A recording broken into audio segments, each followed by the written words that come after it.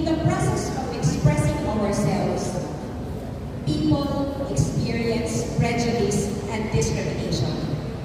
Bisan nga gusto nila nga mo nilang sexual orientation, hindi nila mapagawas. Gusto nila nga mo nilang gender identity, hindi nila mapagawas. Because they hear about prejudice and discrimination kung magawas sila. Kung kinsa ang pinakauna mo object, kinsa ang pinakauna mo discriminate. Sa atong experience, ang families ang pinakauna mo discriminate. Ang tatay, dili madawat nga ingon nanay iyang anak. Ang nanay, dili madawat nga ingon nanay iyang anak. Because ang ilahan nga, pagkat traditional concept about sexuality. Kung gianak ka babae, babae din ka. Kung gianak ka lalaki, lalaki din ka. So, discrimination starts at home in most cases. So, the coming out of a person is a slow process. So, what made it slow? Sa akin it's made slow by the discrimination and the prejudice. And this is the most important thing that I want to share to you. If you see somebody na murag kanang feeling mo bayad yun siya, gay yun siya, or nakay makita ka, tanaw mo lesbian yun siya, ang tendency sa ato ang ko nalangkod na bayad ka, basta ang ko nalangkod na bayad ka, kay klaro naman kaayo, nga may nalangkod ka nga, ang ko nalangkod na tumboy ka, klaro naman kayo sa manilukan. Always remember, it's not for us to impose on that person what his or her sexual orientation is, kung unsa yung gender identity, because it is something personal to that person. You have to wait for that person to declare kung unsa ang yung sexual orientation, kung unsa ang yung gender identity. Ako masbon, it's not for us to impose on anybody kung unsa ang iyang sexual orientation and gender identity. We have to wait. And there are studies that show na hinay ang proseso ay mo come out. Hinay ang proseso ay mo ladlad because of the prejudice and discrimination that they may face once they do that. In the process, these persons experience negative psychological effects. This is contrary to our drive to promote inclusivity and promotion of the people's well-being. And of course, we ultimately yearn to achieve equality regardless of gender. And that equality is quite elusive. Halos dili ma-achieve sa mga kaubanan nato, sa ato mga kaigsuunan who belong to the LGBTQ community. Karon ganito, dili na siya limited lang sa LGBTQ nanay, LGBTQIA, mas kabalo ang mga batanon ani. The widespread prejudice, discrimination, and violence to which lesbians, gay men, transgenders are often subjected to are significant mental health concerns. Mag-cause of mental health concerns, sexual prejudice, sexual orientation, discrimination, and anti-gay violence are major sources of stress for these people. Although social support is crucial in coping with stress, anti-gay attitudes and discrimination may make it difficult for these people to come out, to proclaim their sexual orientation, gender identity, and of course, expression. Kabalaman siguro tanan that many groups are pushing for the passage of the SOGIE Equality Bill. As early as year 2000, ginapush na ni Senator Miriam Defensor Santiago ang kanang SOGIE Equality Bill, and until now, wala maghihapon siya na pasa. There are allegations that the bill was sidelined, that it was delayed in the Senate, kaya sa kadugay-dugay sa time ni President Duterte na na-approve ang bill sa House of Representatives. But, sa pag-abot sa Senate, wala na kundi hapon siya ng pasar. Kung siya itong buhaton, mentras na wala na pasar ang SOGIE Equality Bill. The reality is, there are so many prejudices, there are so many discriminations that are happening elsewhere. And And we do not have to wait for a legislation to put a stop to these prejudices, to these discriminations, because these are realistic situations that we need to address. I don't know if you had a chance to see sa showtime, si Goan, si Vice Ganda. There's a candidate sa Miss Q&A kanang mga gay yaman yata ang contestant sa anak. The trans woman was a graduate, cum laude graduate of Bachelor of Science in Education. And she was asked by Vice Ganda, ano ang mga transgender, ano ang mga gay, kasagaran mo ang man nagtrabaho sa mga call center, hindi sila masayang nga dili makatulog ang mga cum laude graduates sa education sa mga bata. Huwag ang nilitubag sa transgender woman na contestant. Dawatin man daw ko, kay maayo ang akong, depende ba ito yung dimension? Dawatin man daw ko, kay okay ang akong credentials, pero kinahanglan, musugot daw ko nga lalaki ang ako ang itsura. Ay siya, no, I will not agree. Kay ako ninggi, kanang gikuan, ako ninggi, kanang ipaningkamutan na ko, nga maabot ko sa iman-aning stage na mahimo siyang transgender woman. And it's a difficult process that one has to go through para nga mahimo kang from lalaki, mahimo kang transgender woman. And so, that person, she decided not to push through with her teaching career because of that. And that is one discrimination that the SOGIE Equality Bill wants to address. Dili lang sa workplace, even ang pagkuan, ang katong sa medical field. Kaysa una ang HIV, I'm sad to say na taas, kita ang pinakataas ng HIV cases dito sa province ha. Yan ang pag yung mga minors na nagpasitin. Ang HIV sa una, it's associated with katong mga case. Ang conception pala, hita po nga, murag na generalize na kung di ka, HIV positive ka. And that's one discrimination that we need to address because it doesn't hold true that if you're gay, you automatically is an HIV positive case. So, again, we have to remember why we are here right now. We don't have to wait for a legislation for us to make a stop to the prejudices and discriminations. And through sa atua, LGU, the teachers, the parents, the children should be aware about these concepts because this will put an end to the discrimination that many people are experiencing right now. So, going back to the meaning of SOGIE, it means sexual orientation, gender identity, and expression. What is sexual orientation? Sexual orientation refers to the direction of emotional attraction or conduct. Ang sexual orientation, dili nagpasabot sa imong sex, sa imong pagkaanak. Ang tawagan ng sex sa pag-anak na to, sex assigned at birth or cisgender. Kung unsa ang atong kanang sex pag-anak, ako babae ko pagkaanak.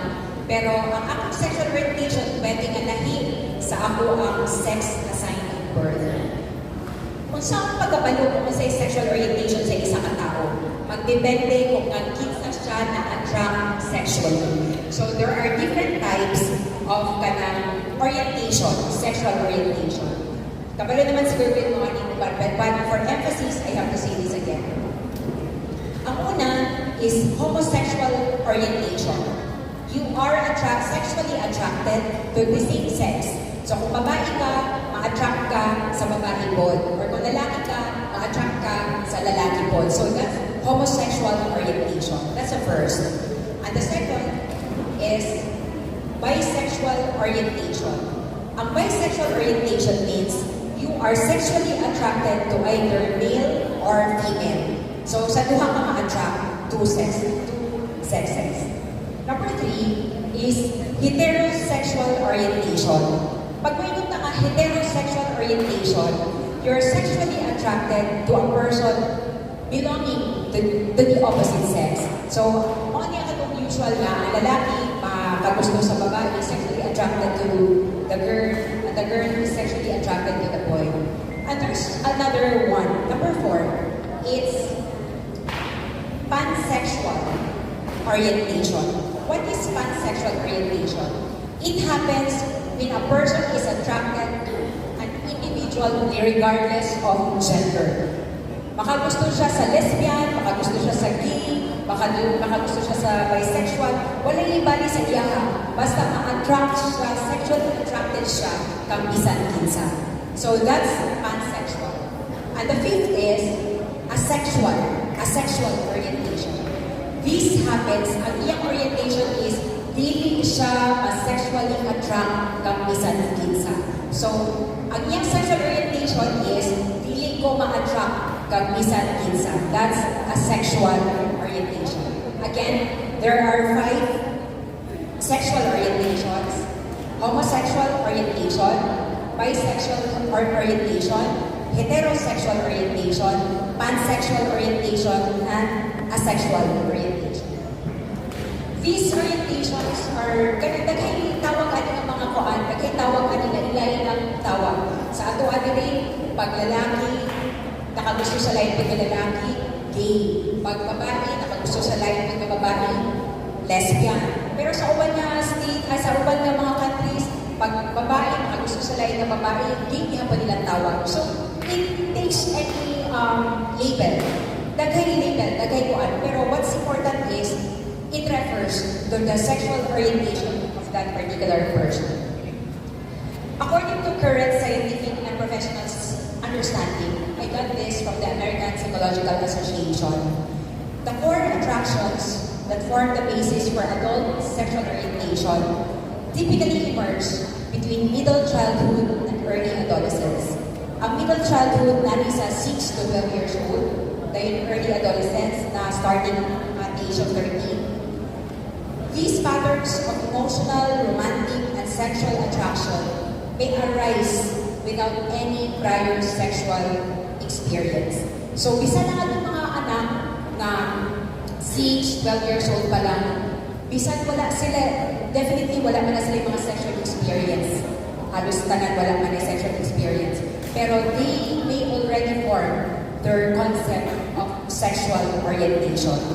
Pareha sa akong classmate sa akong anak, nag-eskwela sa all-boys school. Pagka grade 6 sila, grade 4 sila, nana sila yung mga classmate na magpakita na o ganang manifestation na gay anak. Karoon na ko high school na sila, grade 9. Pag nasa like private, private na event, nakakuha na sila, naka-hairband, naka-ana. So, as early as that stage, they are trying to express their gender identity, their sexual orientation. And one thing that bolsters their confidence is the acceptance that they get from their families and from their friends. Different lesbian, gay, and bisexual people have very different experiences regarding their sexual orientation. Some people know that they are lesbian, gay, kanagaling mo pursue sa silang relationship na lain-lain. Makipagrelasyon sila sa ang babae, makipagrelasyon siya sa babae, yan, makipagrelasyon siya sa lalaki, before they can make a definition of what they really are. Kanabang murag siguro, dili pa sila, they haven't made up their minds yet on what their sexual orientation is. So, again, ang nakasulat sa studies, ang bata, bisan walay sexual experience, will know what his or her sexual orientation is.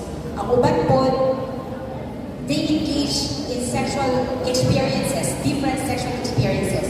Makipag-sex with men, women, before they can put a clear label to their sexual orientation.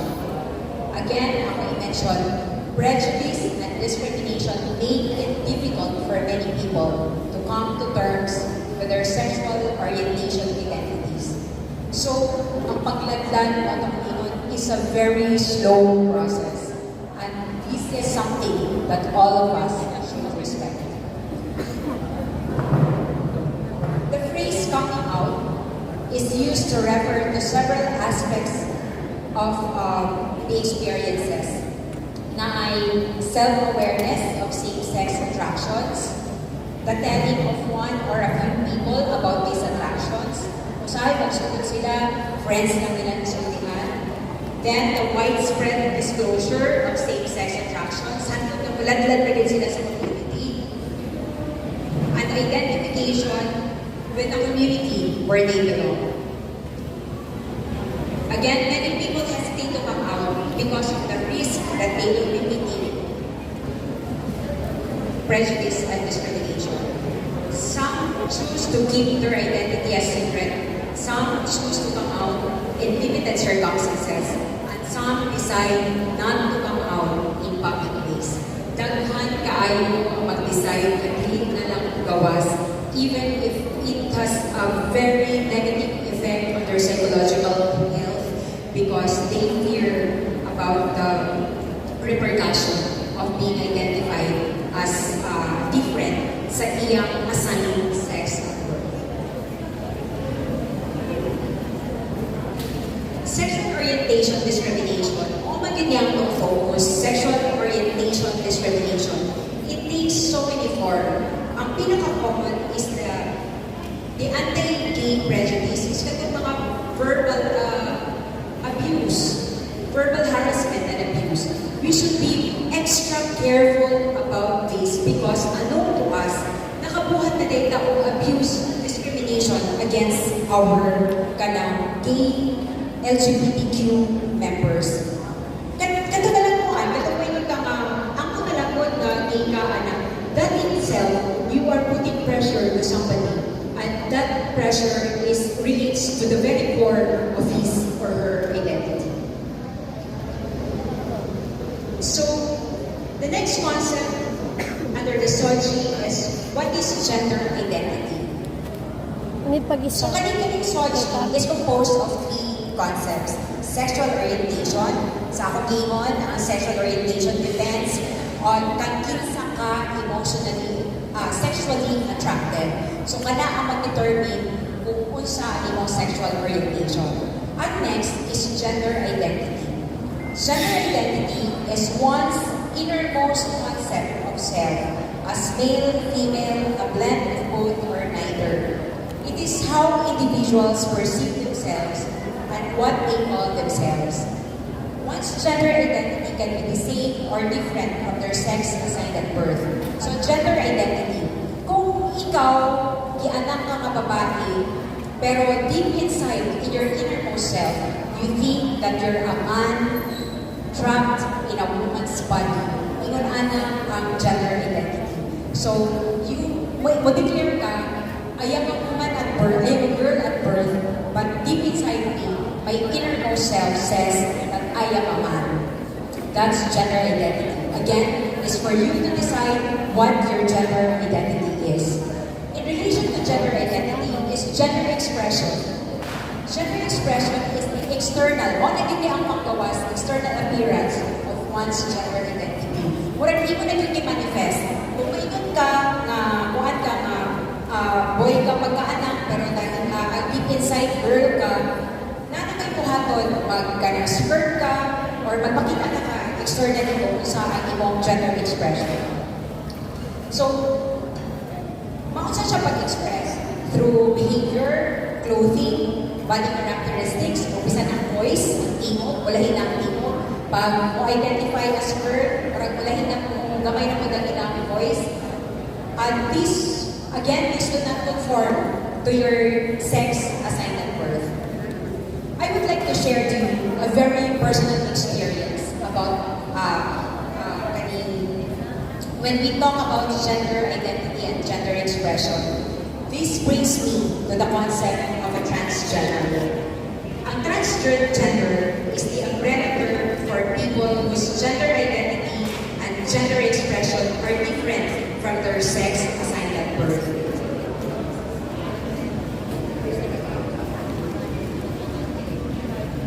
So, being transgender does not imply any specific sexual orientation.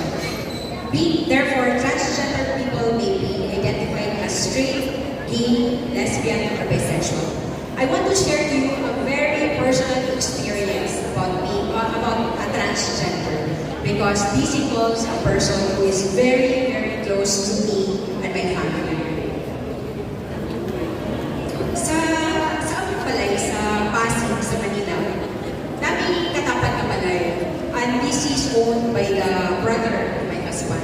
O ang iyang anak, I will call her T for this particular discussion. Si T, halos kaedad sa akong anak. Older lang siya o mga 3 years sa ako na, mga 2.5 years, 3 years older lang siya. And that girl na si T, that girl is the closest cousin of my son. Kung wala yung klase, kani si T, halos na matulog sa akin ka. Uli lang sa ilang balay pag ilinis, maligo, mga ganan. And we were very close. And I noticed, I consider, kami sa akong husband, we consider her as our baby girl. And I noticed that T doesn't play with the typical girl's toys like dolls. And she played with the toys of my son. Toy cars, Nerf gun, but she's very sweet, very mahilig. Naka-Sunday dress, nalipod-lipod sa buhok. And inana siya when she was growing up. And as I've said, she's very close to us. Nga kung weekend, kung may klase, she stays in our house Friday night. Umuuling na sa ilang balay Sunday or Sunday night para mag-eskwela na po. So, even when we go on vacation, we bring her with us. Last pandemic, isang tapat kami balay, last pandemic, we never saw each other because katong pag-start sa pandemic, ang isang kakupan namin sa balay, isa sa unang nag-positive sa HIV. Ay, sa HIV, sa COVID. Ay, katawa na sa COVID. Kaya nagkamatay, hindi mo mapatang balon sa pag-manage sa COVID. So, alam mo silingan nga, pataktapan daw ang window, kasi mga spread daw COVID virus. So, we couldn't blame them because we didn't know how to manage COVID then. Because of that, bisan tapat yung balay, wala din siya nakalaka. And aside from that, her mom, who passed away last year, her mom was a doctor sa Makati Medical Center and Medical City. So, kanang nakalockdown yun ni kanya-kanya rami o kanang balay. So, di siya makalag sa mga, dilipod di makalag sa ilaha. Until when the restrictions are relaxed, I went down. Kaya ang likod man doon, we shared, kay maligsoon na ng mga yung papa o mga husband maligsoon. We shared the same backyard sa likod. We had namin ka ng sa billiard table sa likod, may tambayan, may music hall, may basketball court. So, we set up, grabe pa ang COVID, hindi ka ay magawas. Until one time, I went out, and then I saw a boy, na nagtuloy ang basketball. Kung isa ka ning bata ka lalaki, nga kumanda, ka na nagtuloy sa gawas, wala ka ning bisita. So I never asked. And then the next day, nakita na po na ako siya sa third floor nila. Kaya ilang third floor, open. Kaya ako third floor, napuhin ka ng terrace. So, murag ka lang mo third floor, tungkol kay kapat ng balay, makita na ako, isa mag-yung lalaki. Tapos, kanina murag nagkadaan ako sa bintana. And then, I had realized that it's our baby girl who transitioned to be a boy. Ganun nakuratan ko because sa akin, my husband and I declared her as our baby girl. Tapos, I text her, ate, ikaw ba na nakita na ako diha, short hair, flat na yung chest. And she said, yes, tita, ako din. And then I was surprised because I never thought that she would go to that extent. And so pagka June 2021, medyo open na, iatan siya sa balay. Dahil lagi yung pagani niya dito siya sa pikas ko yung ako din. Ikaw, when did you decide to come out? Yun siya, tita, ever since I was small, I already told guys, ang si guys mo na ako anak, tita, I already told guys that I'm different. And then I said, so what's the reaction of guys? And may ang daw okay. So that's an acceptance on the part of my son. And then I said, kasi yung gibuhat, gano'n wala na kayo kumat, gano'n wala na kayo chest, gano'n wala na kayo. use binders. Magkasapat-sapat lang ang aking technique because I use binders para ma-flat ako. And then po, what happened to your voice? Why is it like that? Oh, tita, I tried to modulate my voice. Nakarap ako na bariton, kabaragobos na yung voice. But she never changed. She remained as the sweet person, very polite person that he really is. And he asked us to call him his name na Lahina, my life pag-masculine. Kaya ito yung name Daniel. So he preferred, ang yung tinod na name is Daniel, but he preferred to be called Nani. And then, name siya, tita, you refer to me as he. He na daw siya. And he asked my son to call him Kuya. So, yun na ang transition. And what happened? When he came out, her mom was sick of cancer, stage 4 cancer. And what her mom did, iyang ipa-undergo psychiatrist, psychologist, iyang ipa-undergo psychiatrist, para ma-check kung ba niya ang gusto sa akong anak nga ningon siya ay handa ko siya ipa-hormone therapy. Gusto na ako masiguro sa akong anak kung ako ba niya ang gusto ang mahimong at transgender male. Kanang palihaman siya respeto ko, mura niyo anak ang kialian ni. So, yumanan siya sa iyang mama. Her mama was sick. Tapos, yumanan siya. And she started taking hormone therapy. Kanto mga testosterone. She's taking that. Kita niyo na changes sa iyang body, anak.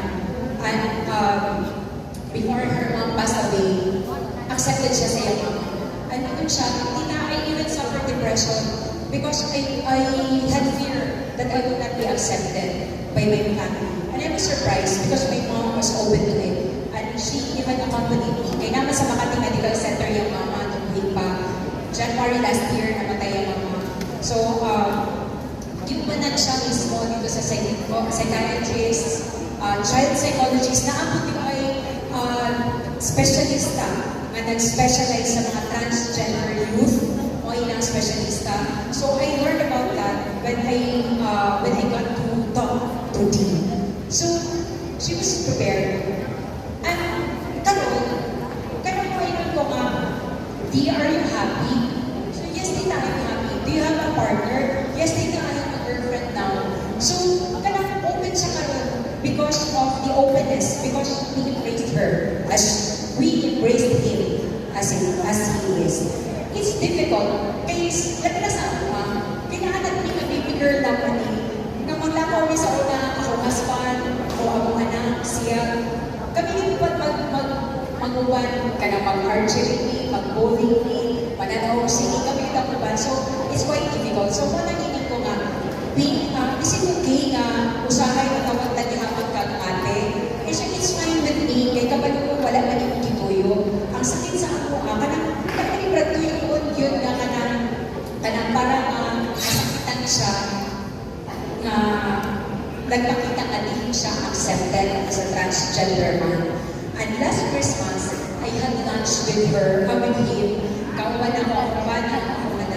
Yang kubanan ka na, dili man sa dili accepted sa kubanan, wala siya naanan pagtawa ko, sa among baby girl sa una. So mo ito, manangaman ni atong Christmas Day, yan ako ba na, ate, taga isa daw ko anak, yan ako sa ako ba na, ayun naging sa tawagan ko, ate, kaya nag-express na siya, I want to be called kuya, ahi, hindi ko lang ba na, gisod mo sa ako, pero I will get used to it. Basta ang importante is, kung nakapating sa'yo,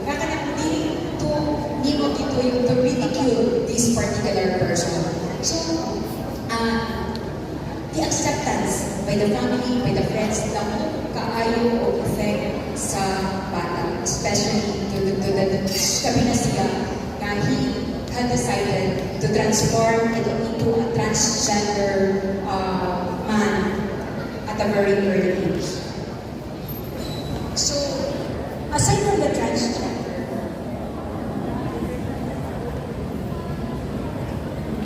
ano pa di ay no, ang isang po na learn ako sa country, si T school. I asked her about her view that trans women, katong men na nahimo na mga trans women, na transition to be women, i-allow ba to play under the women's category? Kaya di ba ko naiingon ana? Kung ano yung opinion, I would like to go. My opinion is that they have to get tested to have similar estrogen levels as cisgender women. Mga cisgender women katong women at birth, so that the hormonal advantage is minimized. So if their testosterone level is still as high as a man, then they shouldn't be allowed to participate sa women's category. Pero if they have been on hormone therapy for a while and their testosterone levels are heavily controlled na, then I think it's valid that they play. Pero another option daw is that transgender people should have a separate category during the game kay para mas level ang playing field. So that's her opinion because daghay pwede nga consequence kato sa trans, kato sa CR, di ba? Kato sa CR, karon na may mga gender neutral na mga CR na gibutang kanang sa una na ko siya ang issue. So there are other aspects that may be affected once a person comes out. And also, you might be familiar with Angie King. Familiar mo kang Angie King? He was born as Ian Angelo King. Medyo portahan sa Manila. Actually, he's a billionaire. He collects kanang race cars. Mga Lamborghini, mga Ferrari, everything. Yan, hindi itong paisa-isa lang, tinaghantin kayo ang iyong one. And that person got married to a model. Katong sikat na model na si Joey Dean. She got married to Joey Dean. Tapos, nagpapinyo na sila, they transition siya to become a transgender woman. So, naimod siya ang transgender woman, pero they continued living together. Mo na nga, dagay maglibog na kanang, dahil mo namang woman si Angie. Tapos, ninyo daw gihapon sila ni Joey Dean. Sila daw gihapon. Because, transgender, kanang nahipon siya sa sexual orientation. Ang transgender, kanang nahihinay ang boy na imo ng girl. Pero ang sexual orientation niya, ang attract gihapon siya sa babae or sa lalaki. So it's different. So kung ito si Angie King, though transgender woman na siya, nagpadayon sila sa iyang relationship with his wife, with her wife na her. Malibog ko ganun ko kayo with her wife kayo. Di ba, woman naman siya. Then niya continue siya sa iyang relationship. Mao nga, it's quite uncommon. It's not ordinary. But that's what they decided to do. So even after Angie became a transgender woman, sila ni hapon na nag-uban sa iyang wife na si Joey Dean. So it didn't happen abroad, nahanas din sa atua sa Philippines.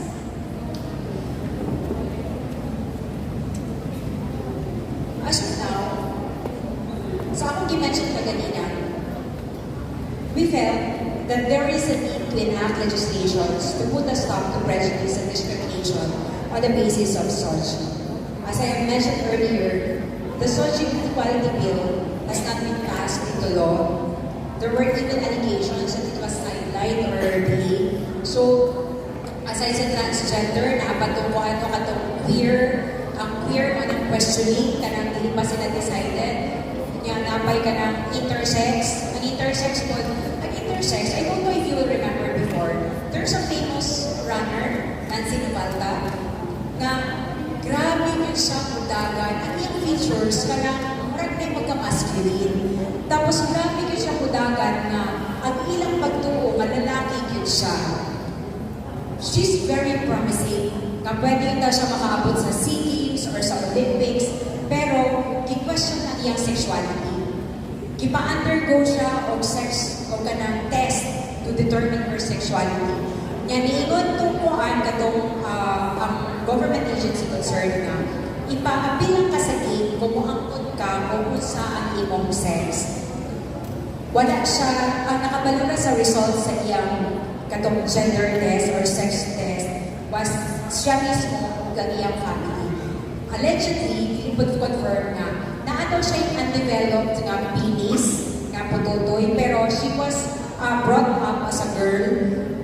Na-question mo ko siya kaya ang iyang dinaganan, building pa niya ang mga lalaki sa iyang dinaganan. So, mao nga, yung features na yung pagkalalaki. Pero, ay siya nga, kung sa man akong buhan, wala akong mabuhat, kay babae, mag-yun ko magipatako, anak. So, ang kanang gitawag na intersex, kani siya is not a matter of choice. This is a result of your kanakuan, kana sa imong pagkaanak nimo. Mao na ang imong physical makeup nga kanang intersex.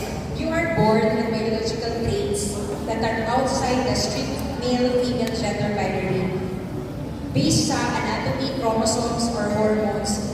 O kanang ang cause ani genetics or hormonal. So, hindi siya matter of choice. So, katapang Nancy Nabalta, whatever was her kanang anatomical makeup, kung kanang what yung kinita mo sa iya pagkaanak niya. And sadly, that's the end of her career. Pero sa kanang noon, I know that she's a coach somewhere in Pangasinan or somewhere sa North. Pero siya mismo, as a person, was a very promising athlete. Wala na niya na pursue ang iyang career because of that. Sa akong tiingon, going back to the legislation, always remember that even if we haven't passed yet a legislation, especially the ang kanyang SOGIE Equality Bill is also called Anti-Discrimination Bill. Bisan wala pata nakapasar anang alo, di na to sayaman ang rason kung ano ka nag-lecture, ano ka nag-seminar. The reason why we want to pass that law is we want to end prejudice and discrimination. The reason why we are here to undergo lecture, training, or seminar is because we want to end prejudice and discrimination. Dili ta mula balagot para maundang ang ingon-ana ang mga panghimuhaton. We have to start with ourselves. We have to embrace, we have to respect the choices of other people's, especially with respect to their sexuality and their gender identity. I have to mention this, nga bisan wala pa napasar ang SOGIE Equality Bill, one legislation that somehow addresses prejudice and discrimination is the Safe Spaces Act. May nag-lecture na Ma'am Jo sa Safe Spaces Act kahapon. So nag-lecture na kahapon, no? This penalizes gender-based sexual harassment in public places. This actually expanded. Ang kanyang Safe Spaces Act, 2019 siya nagawas. Iyang i-expand ang katong ipagawas 1995 ng Anti-Sexual Harassment Act. Kayo sa diferensya sa Anti-Sexual Harassment Act na ipagawas sa 1995. Ang Anti-Sexual Harassment Act man po, limited siya. It will only punish kung ang nag-abuso has authority, influence, or moral ascendancy over the victim. Labi na ka na nasa work setting, nasa school setting, diha mo apply ang anti-sexual harassment law. So, kung sa'yo mahitabo kung ang nangharas sa imo, katong imo na kanilabay, katumuan, katong mga kantsawan, kanang tagoy-taguyan, dili siya mo ma-cover sa anti-sexual harassment law nga ipagawa sa 1995. Kaya covered ato, kato lagi naa mo sa school, naa mo sa workplace, naa nag-abuso sa imuha katong superior nimo or boss nimo.